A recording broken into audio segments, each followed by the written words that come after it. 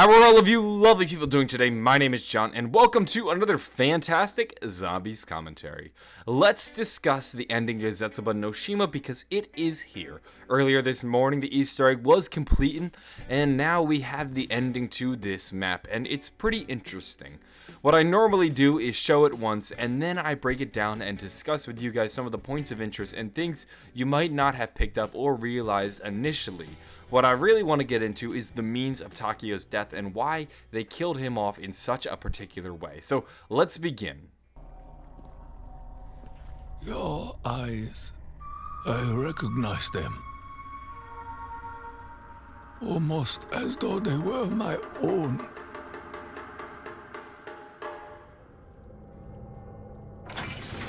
Takeo Musaki, I did not believe I would find you in such a place. I was a warrior. I fought many great battles for the glory of our nation, for the honor of the dying samurai spirit. I was a hero. I share this memory. I have lived many of the same victories. I later learned that my victories were unwelcome. His betrayal was driven by petty jealousy. He knew I could endure anything, that I feared not even my own death. Punishment is one thing. This is cruelty. Who could be so evil as to desire another soul to endure such suffering? Who amongst us could be so dishonorable?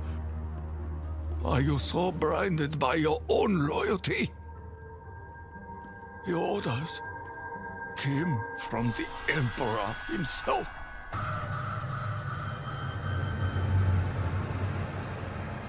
My life, my path, is built upon a lie. This realm may have been corrupted and consumed by evil, but we possess the power to change things. A better tomorrow is only possible if we blow away the ashes of the past. None of us choose the means by which mercy will find us. But I am at peace. I understand what must be done. Will you be my kaishakunin? It is my honor.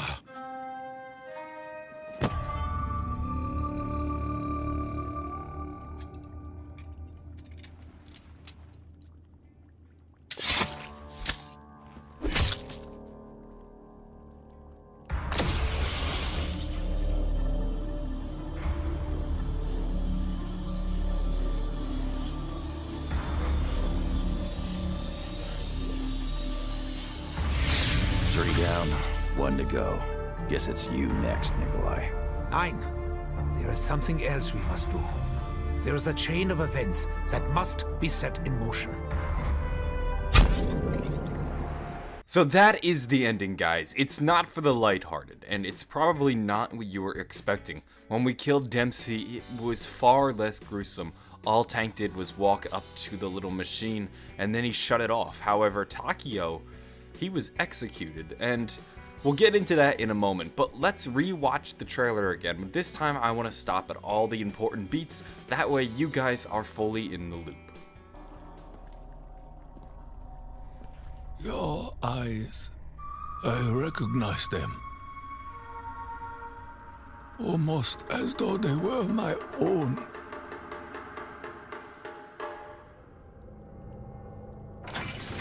Takeo Musaki, I did not believe I would find you in such a place. I was a warrior. I fought many great battles for the glory of our nation, for the honor of the dying samurai spirit. I was a hero. I share this memory. I have lived many of the same victories. So this sequence is fairly self-explanatory. Takeo has just been defeated in the boss battle. He was a zombified version of himself, and now he's back to his normal self, except clearly he's been visibly shaken by the events. There's a moment where they reconcile, and they realize they're some of the last people carrying the dying samurai spirit. And that's the big thing you want to hammer in. It's this idea that they're carrying on this great tradition that at the moment is unfortunately fading. They're some of the last people to really follow in those traditions, and they share this moment of empathy, and they both realize that they're going through the same exact things because in many ways they are the same person. I later learned that my victories were unwelcome. His betrayal was driven by petty jealousy. He knew I could endure anything, that I feared not even my own death. Punishment is one thing. This is cruelty. Who could be so evil as to desire another soul to endure such suffering? Who amongst us could be so dishonorable? Are you so blinded by your own loyalty? The orders came from the Emperor himself.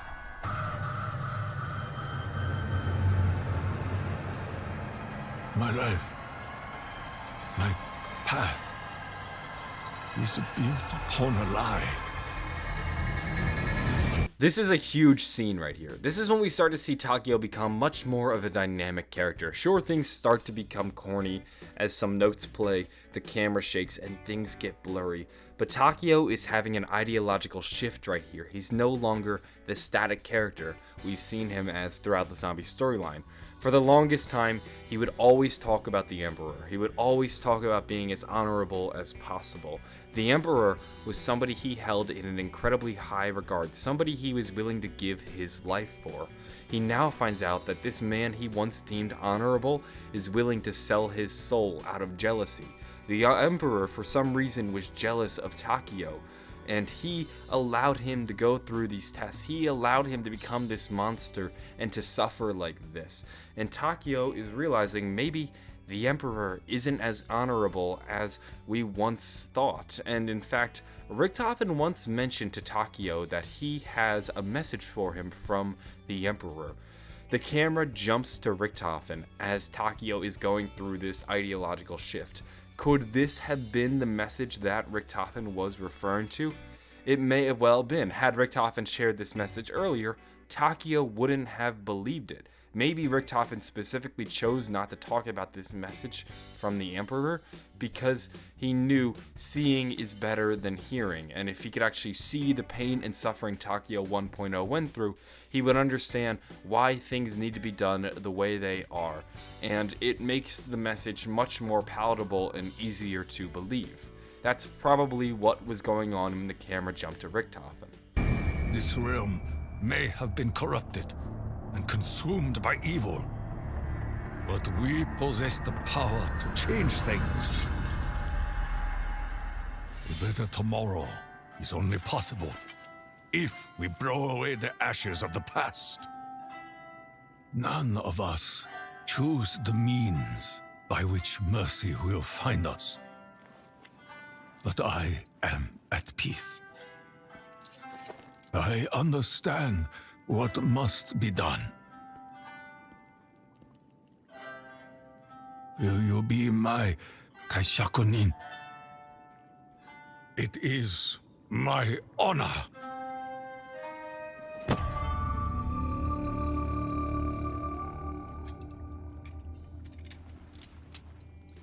So we're now about to see Takeo kill himself. You'll notice he takes the blade and he holds it to his chest, while Takeo 2.0 stands behind him with another blade ready to cut off his head.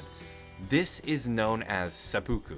This is a samurai tradition used to either execute somebody for committing a capital punishment or to allow somebody to die honorably. If a samurai was to be captured, they would prefer to go through seppuku than to actually be a prisoner of war and go through that form of suffering. It's a much more honorable means of death. And this is what's going on here. Takeo is ready to die. He has dealt with a lot of suffering, and this is his way out of suffering. This is how the samurai would prefer to go out and prefer to handle their suffering. Remember when I said he was one of the last few holders of the dying samurai spirit, and this is where we really see it culminate. This is how strong his ideology is. This is how strong his system of beliefs are. He's willing to take it to the very end, and they are committing this famous samurai ritual because they are some of the last samurai.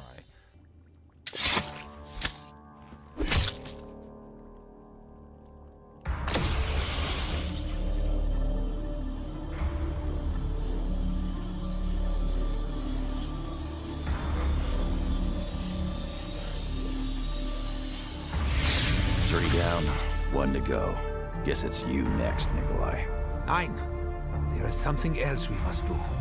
There is a chain of events that must be set in motion.